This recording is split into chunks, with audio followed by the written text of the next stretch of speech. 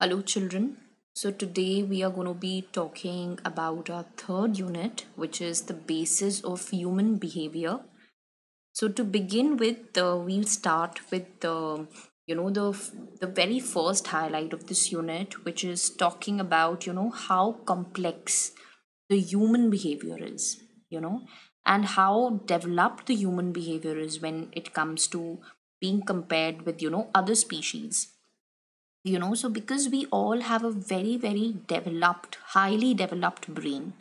So human brain development, it's quite evident because we have facts to prove it.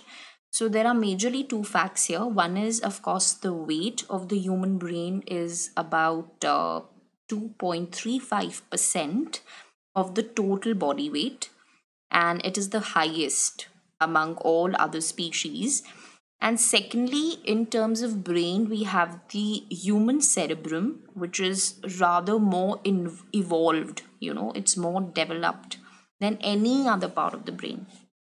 So, children, then moving on to the biological basis of behavior, which you can see right here, the slide which is displayed in front. So we are going to talk about the neurons, you know.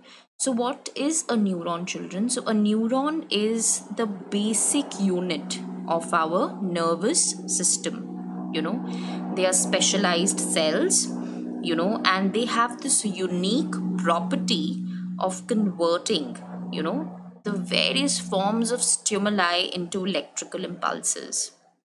Also, children, they are very specialized in terms of reception, conduction, and transmission of the information, which is all done in the form of electrochemical signals.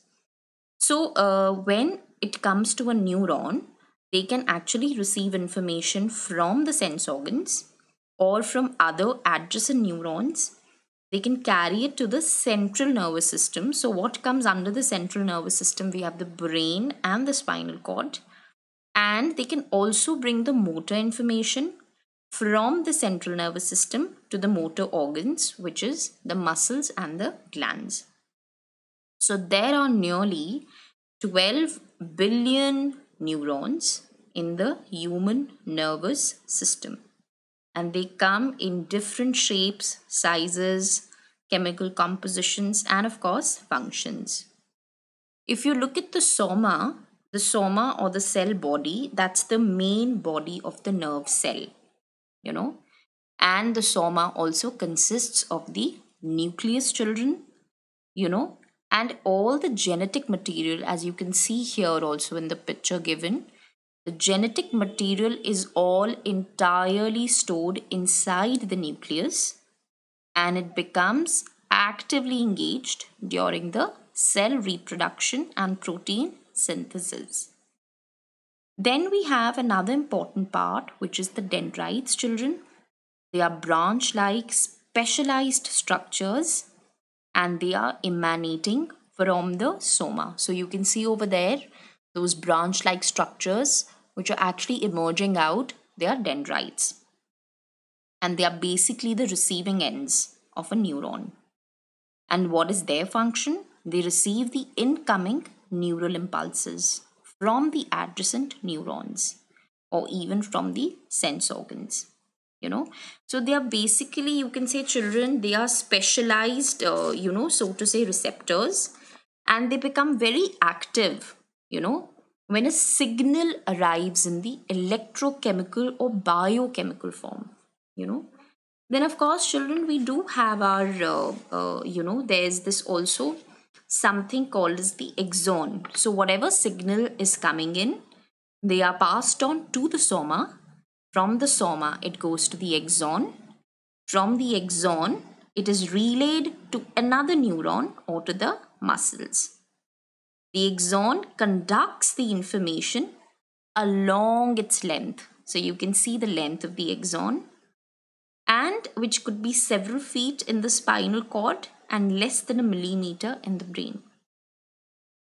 So, children, when you go down, you will see that at the terminal point, the very last point, the axon is branching into smaller structures, and they are called the terminal buttons. they have the capability, children, that they can actually transmit the information to another neuron. So that is being done by the terminal button, not just to a neuron, even to another muscle or a gland. So they are conducting the information, the neurons, in one direction. So that is from the dendrites, it goes on to the soma and then to the axon, and then finally the information reaches to the terminal buttons. So children, you see the nerves, they are nothing but bundles of axons. That's what nerves are all about.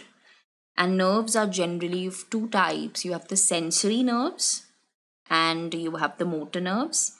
Sensory nerves are also called the afferent nerves. AFFERENT.